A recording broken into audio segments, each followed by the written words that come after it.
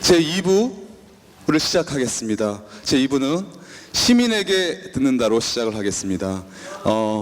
눈치채셨겠지만 시민에게 듣는다는 유시민 이사장님이 시민들에게 질문을 듣고 또 회원 여러분들께서는 유시민 이사장님의 대답을 듣는 중의적인 뜻을 가진 제목인 뭐 이런 거 설명 안 해도 아는데 여기 대본에 적어주셔서 여러분 다 아시죠? 네. 어쨌든 이름이 굉장히 중요한 것 같습니다. 시민이다 보니까 이렇게 시민과 함께하는 삶을 사시게 되고 제 이름은 윤희석이다 보니까 뭘 해도 자꾸 희석돼요. 그래서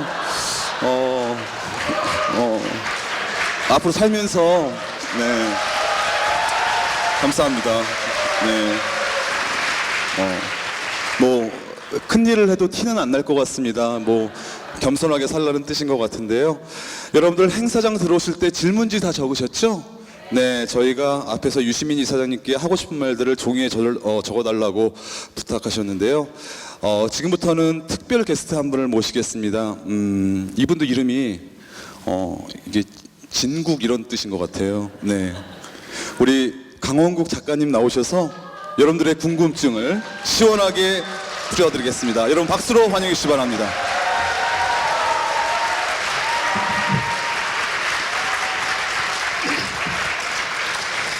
제가 강연에 가서 이렇게 그 환호가 있으면 유시민 안 부럽다고 그러거든요.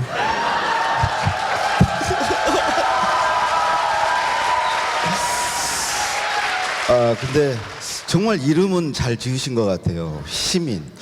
저는 강원국인데요. 강원도에서만 통해요. 시민은 그냥 다 통하잖아요. 저는 정말 오늘 이 자리를 기다렸어요. 유시민 장관과 내가 대등한 위치에서 얘기할 수 있는 오늘 정말 이 자리를 기다렸습니다. 유시민 이사장님 모시겠습니다.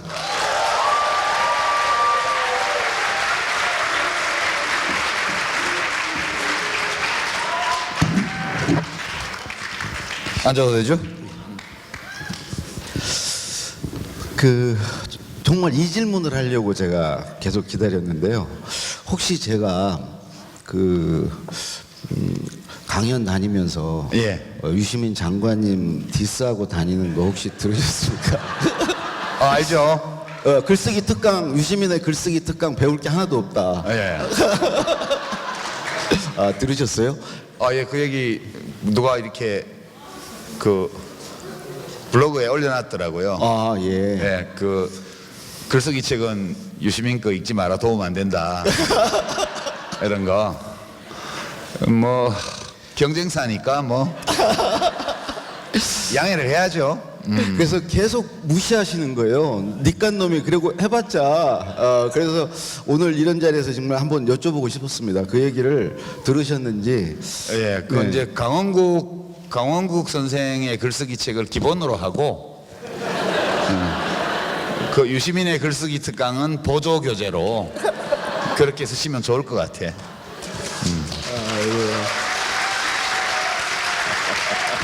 아마 실제로 여기에서 대통령의 글쓰기와 유시민의 글쓰기 특강 읽어보신 분 거수하라고 그러면 대통령의 글쓰기가 압도적으로 많을 겁니다. 네, 그렇고요. 이제 본론으로 들어가서 오늘 이렇게 들어오실 때 적은 것 중에 이 주최 측에서 이렇게 무작위로 뽑아서 저에게 주셨어요. 그래서 이 이사장님께 한번 보시라고 그랬더니 그냥 알아서 하세요 그러시더라고요. 그래서 제가 이제 알아서 순서대로 이렇게 하겠습니다. 첫 번째 질문인데요. 수고 많으십니다. 재단의 회원 수가 얼마나 되는가요? 지금 회원 가입 수는 증가하고 있나요? 이게 이제 신임 이사장이 얼마나 업무 파악을 하고 있는지 체크해 보려고 그러시는 것 같아요.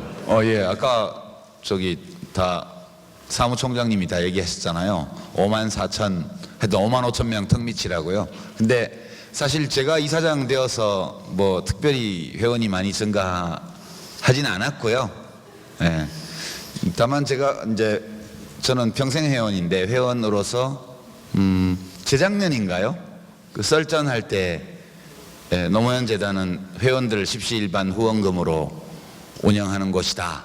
뭐 회원이 몇 명이다. 이렇게 얘기했더니 그때 좀 많이 늘었다고 뭐 몇천 명 늘었다고 예, 사무처장님 전화하셔가지고 고맙다 하시더라고요. 예.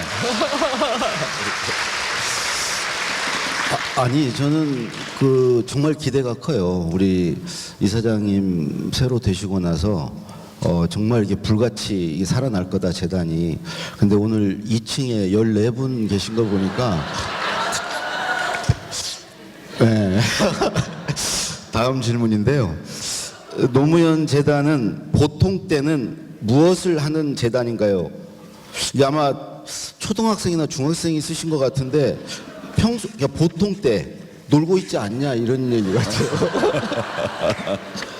아, 이게 아까 이제 들어올 때 쓴 질문이라 우리 이 행사 진행되는 동안 이미 답은 다 됐을 텐데요. 근데 이제 약간 이 질문 나온 김에 사실 제가 이제 의용지시긴 하다가 요새 다 하차해가지고 안 하잖아요. 그러다 보니까 말할 기회가 없어서 그런 거 못 해드렸어요, 제가. 예컨대 뭐 어떤 평론가분의 2002년 대선 박스떼기 발언 이런 거요. 그때 여러분들 격분하셔서 막 재단에 전화하시고 업무가 막 한 3주 동안 마비되고 이랬는데요. 사실 그런 거는 제가 방송 나가고 있었으면 바로 했는데, 그러니까 2002년도에는 민주당 국민경선의 룰 자체가 당에서 만든 게 대리 신청이 가능하도록 다 열어줬거든요. 그리고 거기서 성별로 반반씩 나누고 지역별로 인구 비례 맞추고 연령대 나누어서 무작위 추출을 해서 이제 그 당사자들에게 선거인단 하겠냐고 확인하고 그래 그분들 상대로 선거운동에서 경선을 했죠. 근데 2007년 경선은 사실은 그게 아니고, 그러니까 2002년도에는 모든 후보 캠프들이 다 대리 접수를 했죠. 근데 2007년도의 문제는 사실은 성연령 지역 할당도 안 했죠. 그냥 아무나 투표할 수 있도록 했고요. 대리 접수도 다 열었고요. 선거인단을 따로 뽑지도 않았고요. 근데 이제 문제는 그 룰 자체가 불합리했던 것도 있지만 그 룰을 정하는 회의 과정, 협의 과정에서 뭐 어떤 후보님 진영에서 그렇게 해야 된다고 막 막무가내로 해서 안 할 수도 없고, 그래서 다른 후보들이 사실 어쩔 수 없이 그렇게 됐던 거예요. 그때 나온 게 이른바 박스떼기 사건인데 그거를 같이 놓고 그분이 얘기를 해버리셔가지고 사실 오인이거든요. 간단한 건데 제가 이제 이 일 겪으면서 얻은 교훈이, 그렇다고 해서 또 시사 프로에 또 나갈 수는 없잖아요. 폼 잡고 저 하차합니다 이랬는데, 그래서 우리 재단이 팟캐스트를 하나 하기로 했어요. 예. 그리고 그럼 재단 누가 하게 되나요? 진행은 제가 하고요. 네. 근데 이제 나중에 좀 준비가 되면 정식으로 알려드릴 텐데 지금 아직 준비하는 과정이라서 아직 이제 며칠 날 처음 업로드 하냐, 뭐 누가 이야기 손님으로 나오냐 이런 것들은 아직은 좀 말씀드리기 어렵고요. 다만 이제 재단이 팟캐스트를 한다, 진행을 제가 한다, 그것만 일단 말씀드리고요. 여기서 처음으로 공개하는 내용인 것 같아요. 네. 예, 아마 아직은 공개가 안 됐을 텐데, 다만 이제 이 팟캐스트 방송을 하게 된 이유가 처음에는 이제 금년에 여러 차례 있었던 그 파동들, 노무현 대통령님을 이제 근거 없이 또는 잘못된 사실을 가지고 비방하거나 이렇게 하는 것들에 대한 대처할 방법이 없다. 그게 뭐 우리가 무슨 성명 낸다고 그대로 전달되는 것도 아니고, 그래서 우리 스스로가 이야기를 할 수 있는 매체가 있어야 된다. 그래서 한번 해볼까 이랬는데 그것만 하자고 팟캐스트를 할 수는 없잖아요. 예, 그래서 제가 그냥 의용지식인 은퇴 비슷하게 했는데 여기서는 다시 해야 될 것 같다. 그래서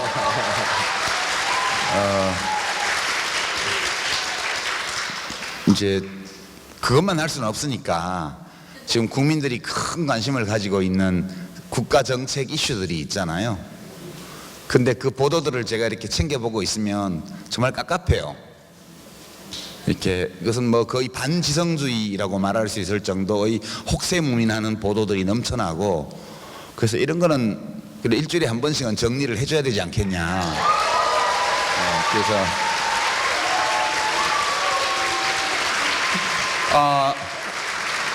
그 팟캐스트만 하는 건 아니고요. 요즘은 유튜브가 대세라고 그러대요. 예. 그래서 다 한번 정복해 볼까 그렇게. 예.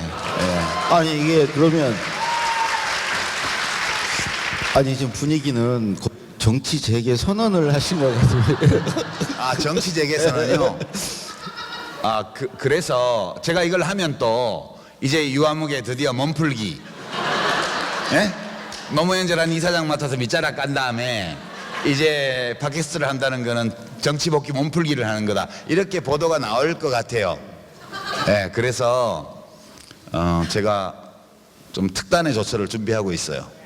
그게 이제 어디 언론사에서 가만히 있는 저를 자꾸 괴롭혀요.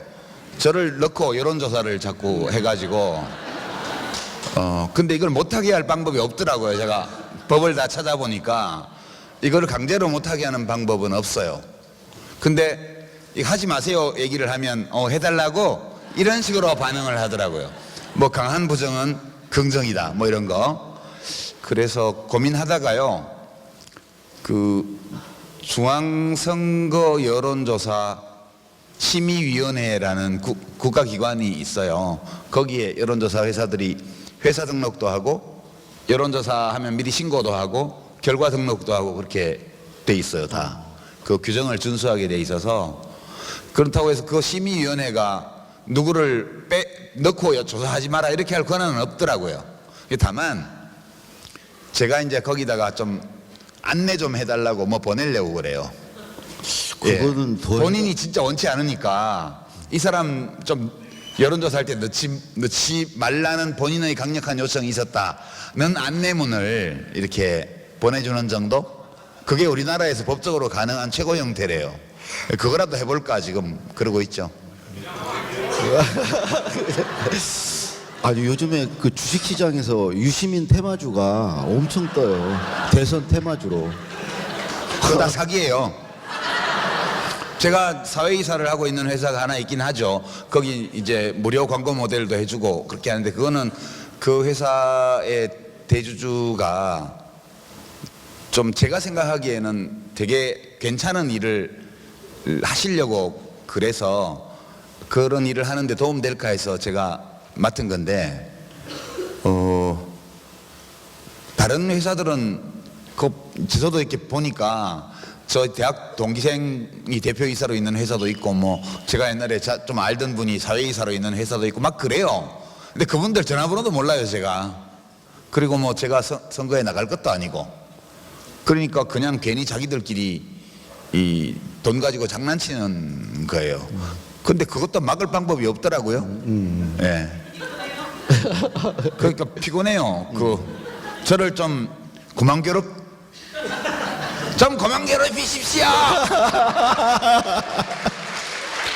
예, 다음 질문 할게요. 노무현 재단이 시민에게 여기 시민은 유시민이 아닙니다. 시민에게 어떤 재단으로 기억되길 바라시나요? 그 노무현 재단은 아직은 시민들이 정확히 이렇게 알지는 못하죠. 그냥 노무현 대통령을 좋아하는 분들이 노무현 대통령을 추모하고 애도하기 위해서 만든 단체, 그 정도로 알고 계시고, 이제 우리 재단이 하고 있는 여러 시민학교나 이런 활동들은 잘 모르세요.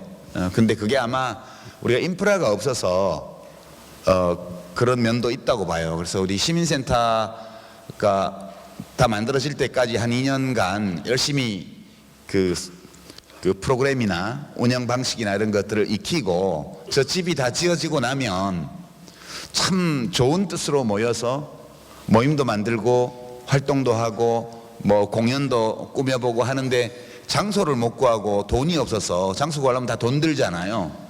그럴 때 우리 재단 회원들이 이 후원금 내신 걸로 우리가 운영을 기본적으로 하면서 그렇게 활용할 수 있게 해드리면, 그러면 그때쯤 가면 노무현 재단은 시민들 속에 존재하는 그런 시민들의 조직이구나, 그런 인식이 많이 생길 거라고 봐요.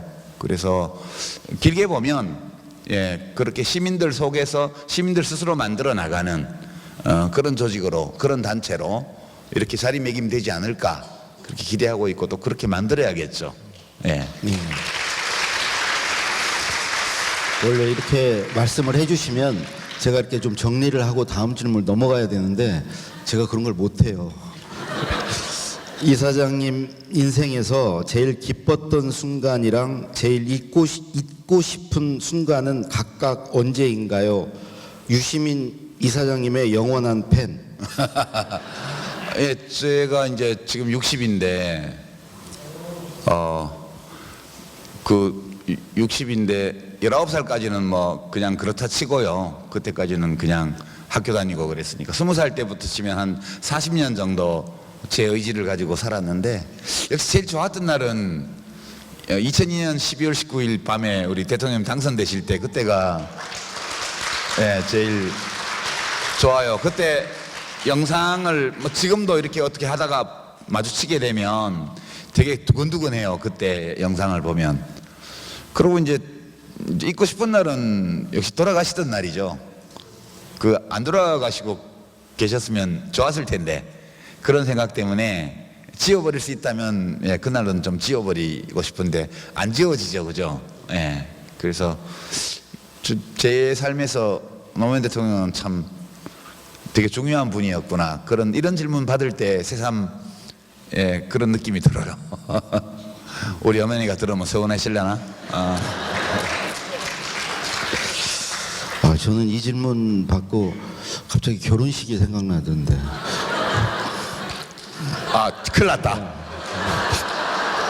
이사장님, 요즘 행복하신가요? 요즘 자신의 사진에 대해 어떻게 생각하시는지. 이게 아마 그 강의하실 때 그때 사진, 옛날 사진 그 얘기 아마 듣고 얘기하시는 거예요. 그렇죠. 그 제가 어디 방송에서 한 얘기인데 여기 딱 답이 있네. 여기 선생님 언제부터 그렇게 멋지셨어요?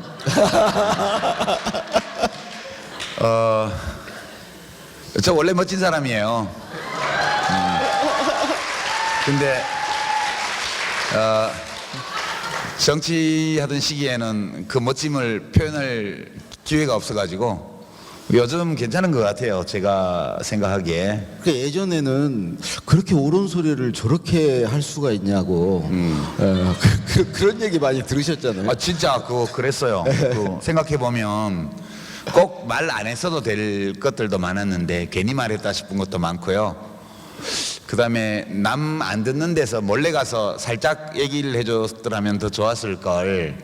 저는 나쁜 의도로 그랬던 건 아닌데 이렇게 세상 살아본 경험이 별로 없어가지고요. 제가 조직에 몸을 담아본 게 아주 어렸을 때, 대학 다닐 때 20대 때 빼고 나면 거진 한 15년 이상 조직이라는 데 있어 보지를 않았잖아요. 그러다 갑자기 정당을 만들고 갑자기 국회의원이 되고 갑자기 장관이 되고 뭐 갑자기 최고위원이 되고. 생각해 보세요. 정치 입문하자마자 국회의원 되고 1년 후에 재선의원 되고 그 1년 후에 집권당 최고위원 되고 그 1년 후에 장관이 됐거든요. 이 정도 되면 인간이 몸가짐을 조심해야지. 이게 제 주관적으로는 뭐 나야 봉사하는 건데 이렇게 생각하라고 했지만, 남들이 보면 굉장히 출세한 거잖아요. 그러니까 벼락 출세를 한 사람에게 맞는 처신을 제가 못했던 것 같아요, 지금 생각해 보면. 그때는 그런 특별히 나쁜 뜻이 있어서 그렇게 한 건 아닌데 그냥 혼자 이렇게 활동하면서 살 때처럼 그냥 살아버린 거예요. 그래서 역시 조직이라는 거는 혼자 있을 때하고는 다른 건데, 제가 멘토도 없고 뭐 교육을 못 받아가지고 보고 배운 바가 없어가지고. 방금 몇 년 만에 뭐 되고 그러시는데 굉장히 잘난 체 하는 것처럼 보였어요. 다음 질문 하겠습니다. 저희 딸이 지금 10살인데 태어났을 때 남편이 이름을 유시민이라고 짓겠다고 해서 반대했었습니다. 근데 굳이 이 얘기를 하실 필요가 있나 싶은데 그 아이가 오늘 친구랑 말씀 들으러 왔어요.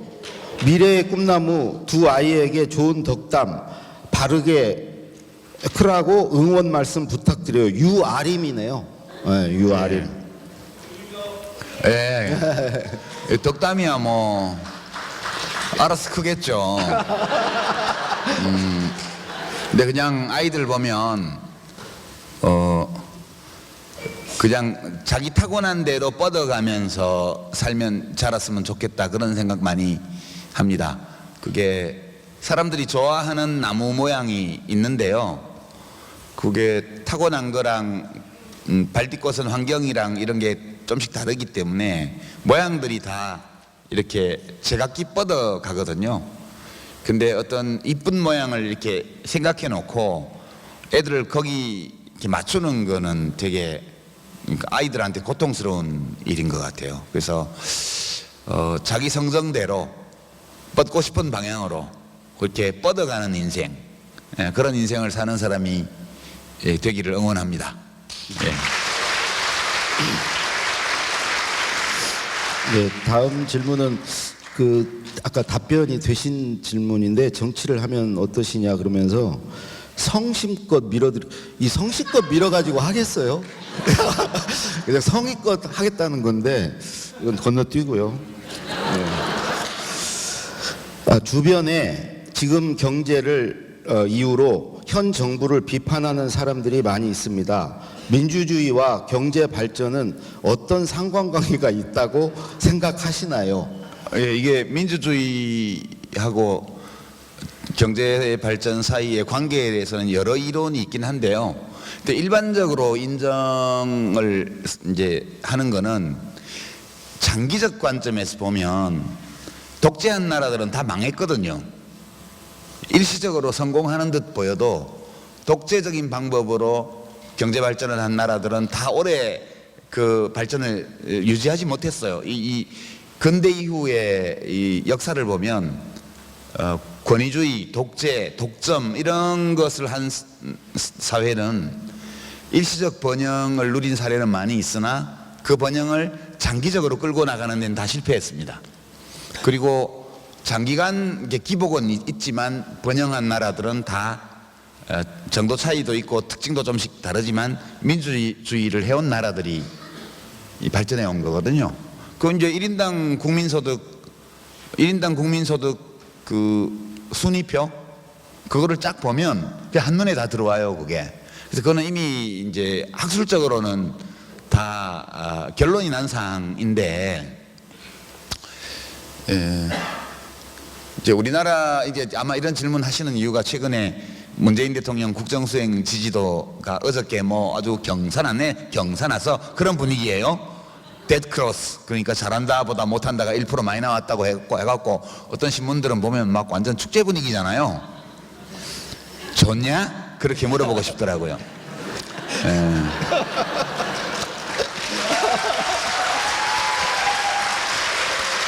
근데 조금 철학적으로 보면 문재인 대통령이 왜 이제 정치를 하는 정치를 해야 된다 할 수밖에 없다 그런 걸 운명으로 받아들였을까? 그리고 지금 어떤 마음의 상태로 이 국정을 운영을 하고 계시고 이 지지율이 떨어져가는 이 그래프들을 언론에서 보도되는 걸 보면서 어떤 감정을 느끼실지 저는 짐작할 수 있어요. 문 대통령은 절대 말씀 안 하실 거예요. 밖으로 내색도 안 하실 거예요. 그냥 하나만 한 말, 민생을 챙기면서 국민을 생각하면서 꿋꿋하게 가겠다 이런 말씀만 청와대에서는 하지만 저는 우리 이 대중민주주의, 우리가 지금 하고 있는 이 대중민주주의 이거를 이렇게 보면 되게 잔인한 게임이에요, 이게. 그래서 저는 정치를 절대 안 해야 되겠다라는 생각을 계속 하게 되는데 이걸 보면 이게 사람들이 이 자기들이 선출한 정부를 대하는 태도가 꼭 2000년 전에 로마에 있는 콜로세오에서 검투사들의 경기를 구경하는 듯한 태도예요. 그러니까 이제 이 민주주의라는 건 기본적으로 욕망이 욕망을 통제하는 시스템이에요. 욕망이 욕망을 통제해요. 욕망과 욕망이 부딪히고, 그리고 다수의 욕망을 부추기고, 그 다수가 표출하고 있는 욕망을 편승하고, 그렇게 하는 사람들이 이겨요, 보통. 근데 이제 문재인 대통령 같은 분이나 노무현 대통령 같은 분은 그 자신의 욕망을 채우기 위해서 대통령이 된 분들이 아니거든요. 옳은 일을 하려고 대통령이 됐단 말이에요. 근데 이 지식인들이나 언론인들은 모든 권력자들을 다 똑같이 봐요. 자신의 욕망을 충족하기 위해서 대중의 욕망을 이용하는 자, 이 시각으로 딱 보기 때문에 지금 언론에서 나오는 모든 보도들이 그러한 심리 상태, 그러한 시선을 가지고 대통령과 정부를 보기 때문에 나오는 보도들이에요. 뭐 지금 정부에 대해서만 그런 게 아니고요. 생각해 보세요. 지금 전직 대통령 두 분이 감옥에 있어요. 이게 보통 일이 아니잖아요. 진짜 보통 일이 아니에요. 10년 전에 그렇게 좋다고 정가 14개나 된다고 그렇게 말을 해도 악착같이 뽑았잖아요. 무슨 말을 해도 듣지 않았어요. 왜냐? 이명박 씨가 그 부자 되세요라는 그 유행어가 있던 시대에 사람들의 물질에 대한 욕망을 부추겼고, 장사 잘 되게 해드릴게요, 부자 만들어 드릴게요. 그리고 사람들은 그 욕망을 갖고 있기 때문에 그거를 이명박 씨에게 투사를 했고, 그 상황에서는 누가 무슨 말을 해도 들리지 않아요. 그래서 뽑았잖아요. 지금 이명박 대통령이, 전직 대통령이 감옥에 계신데 관심 있는 사람이 몇 명이나 돼요? 진짜 잔인하죠. 이명박 씨가 대통령이 된 게 그 혼자 책임져야 될 일인가요? 아니잖아요. 사람들이 다 천몇백만 분의 일씩의 그 자기 몫의 책임이 있는데 그 책임에 대해서 말하는 사람이 한 명도 없어요. 뭐 지읒지읒 신문을 비롯한 언론들은 책임 없나요? 어마어마한 책임이 있죠. 5년 반 전에 박근혜, 6년 전인가요? 벌써 6년 전에 박근혜 씨를 대통령으로 뽑았어요, 국민들이. 그때 산수 못한다고 얘기 다 했어요, 제가.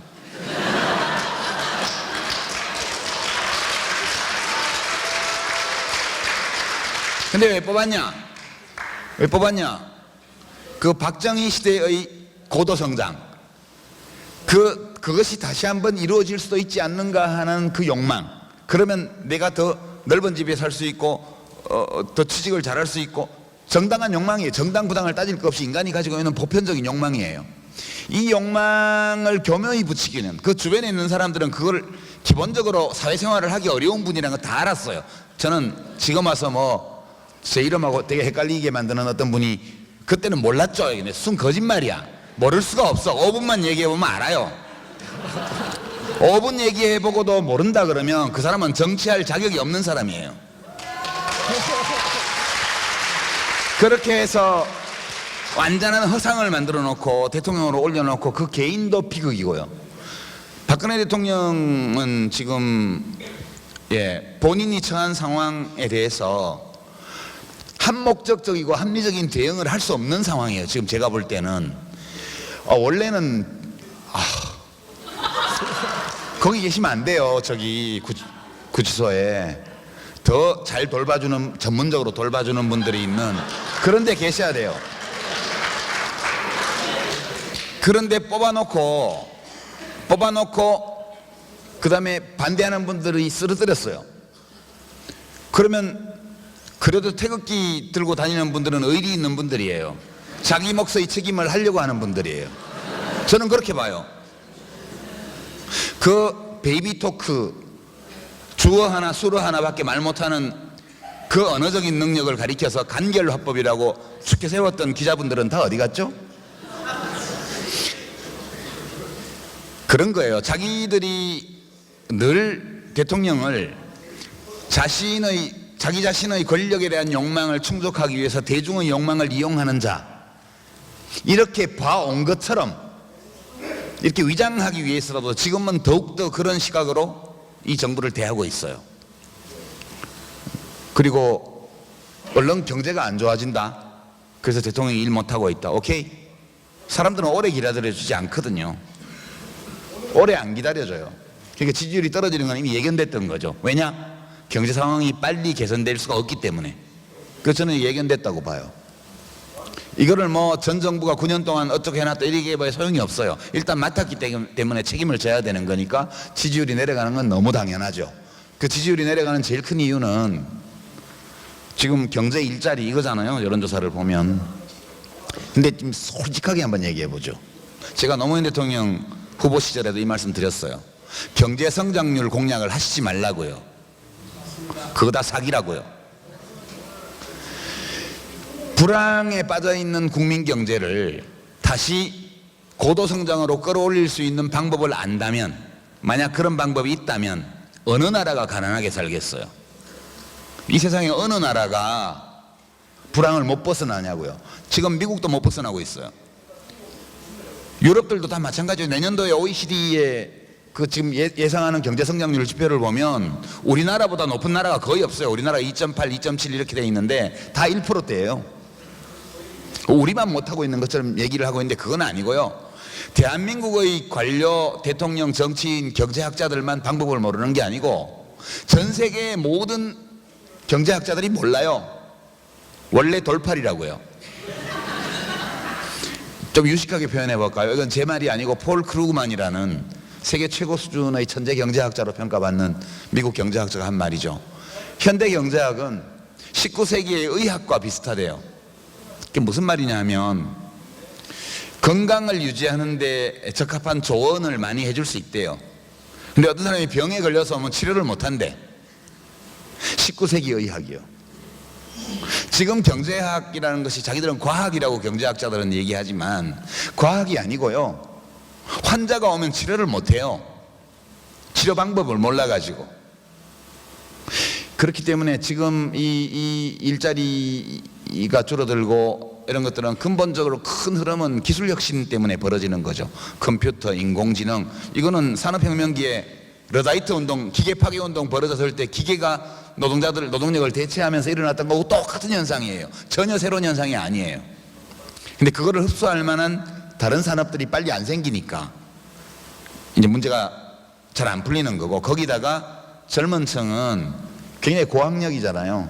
이 고학력의 이 젊은 신규 진입자들을 흡수할 만한 정도의 일자리들이 그 숫자보다 훨씬 적게 생기기 때문에 그래서 이런 거거든요. 그러니까 저는 이 우리의 경제 상황에 대해서 전문가들이 똑바로 얘기해야 된다고 봐요. 뭐 영국에 있는 세계적 석학이라고 우리나라에서 얘기하는 어떤 경제학자분이 책도 엄청 많이 판 분이에요. 우리나라에서. 모모한 신문에 인터뷰를 한 걸 제가 그저께 봤는데 진짜 깝깝하더라고요.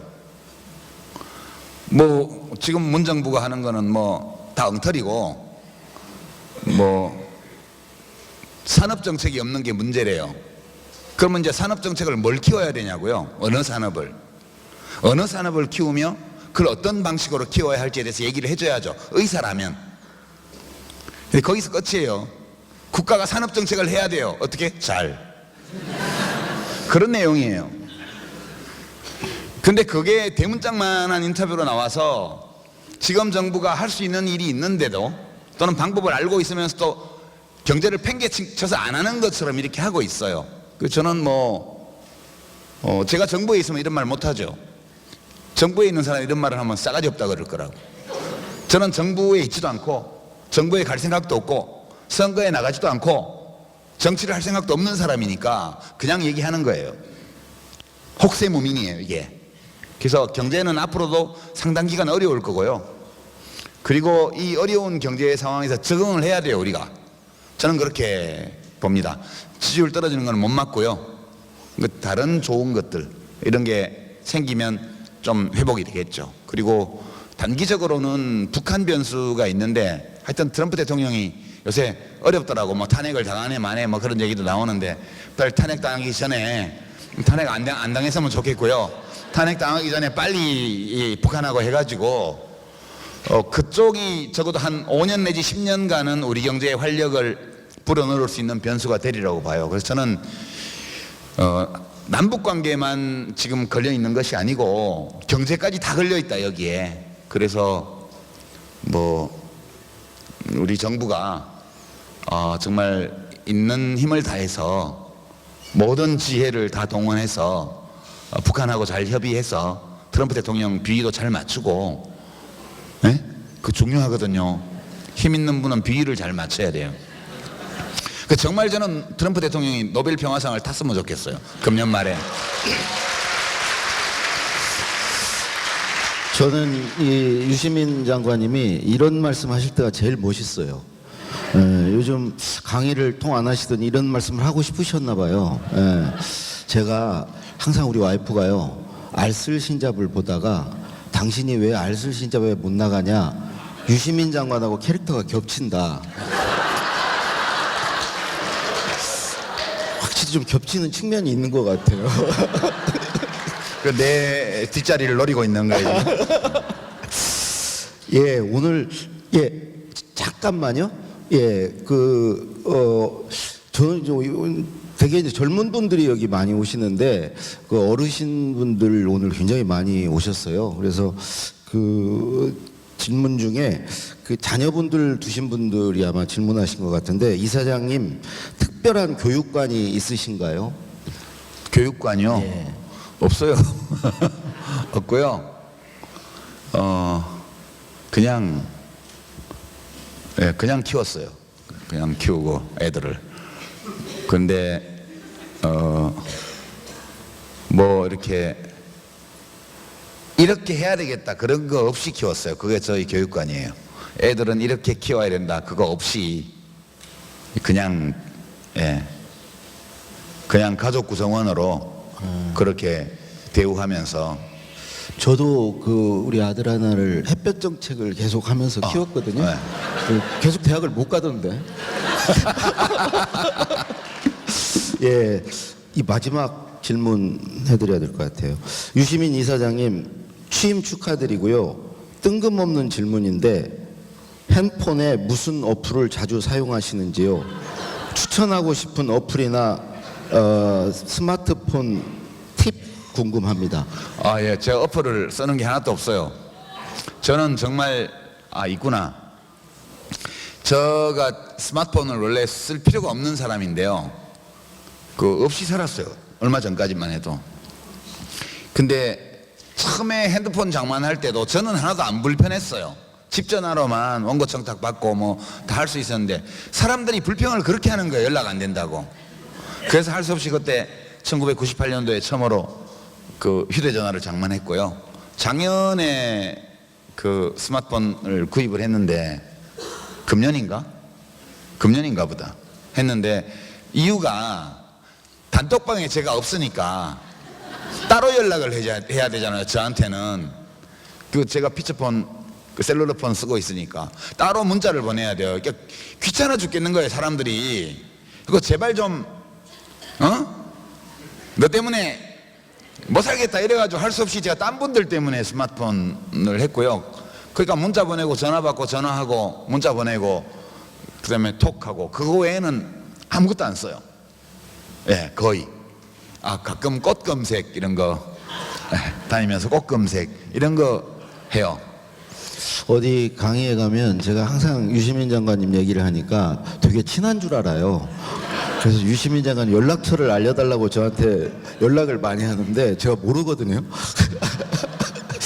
이건 좀 이따 번호를 좀 따가지고 가야 되겠네요. 제가 그 사실은 정치할 때 전화번호가 워낙 많아가지고요. 주소로 그 목록이 엄청 길었거든요. 근데 이거를 참 정리하려니까 너무 야박하고 이래서 막 고민하고 있었는데, 제가 유럽에 그 방송 찍으러 갔다가 스위스 항공 타지 마세요. 핸드폰 안 찾아줘요. 분명히 비행기 안에서 떨어뜨렸는데 안 찾아주더라고. 그래서 핸드폰을 잃어버렸어요. 그러니까 주소록을 다 잃어버렸잖아요.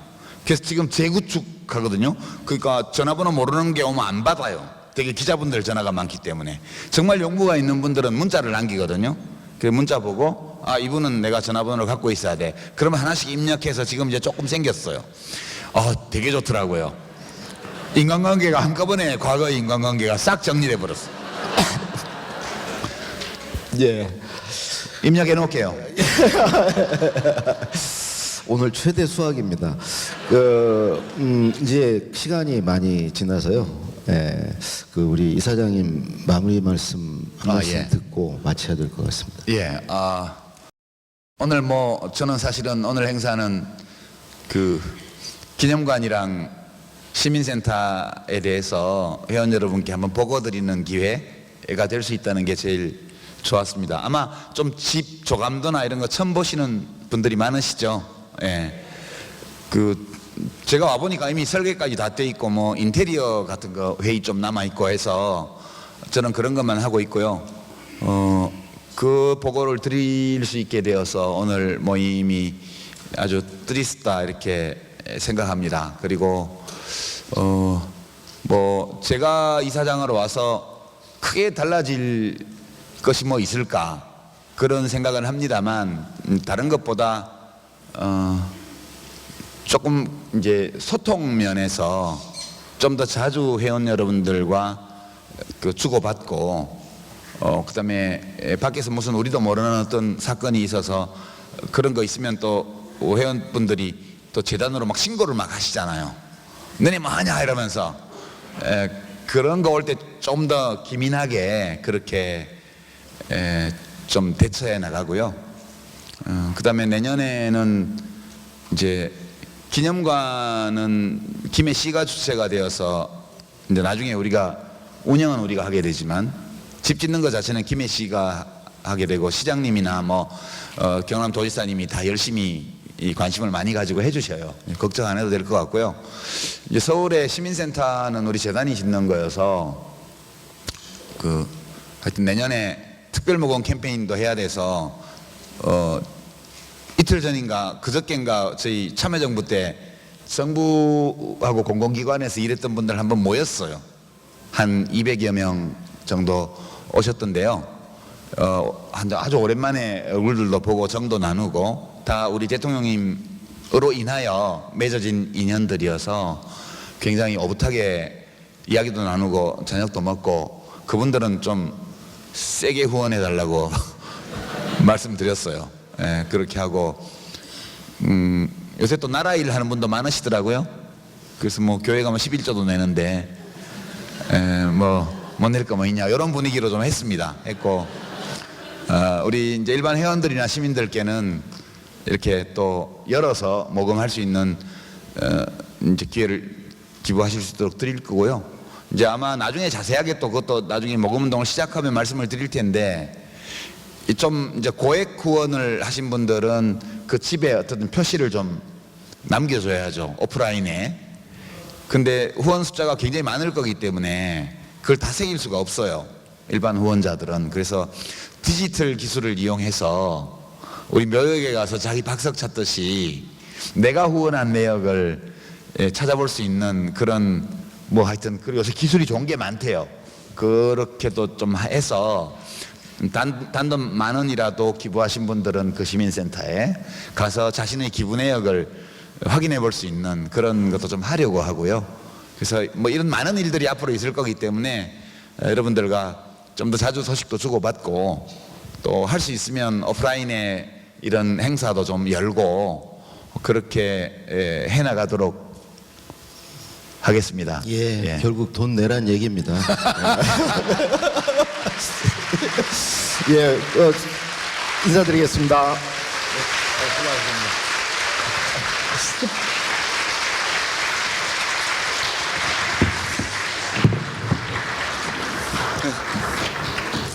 네, 다시 한번 두 분께 큰 박수 부탁드리겠습니다. 네. 어떻게 좀 궁금증이 해소가 되셨어요?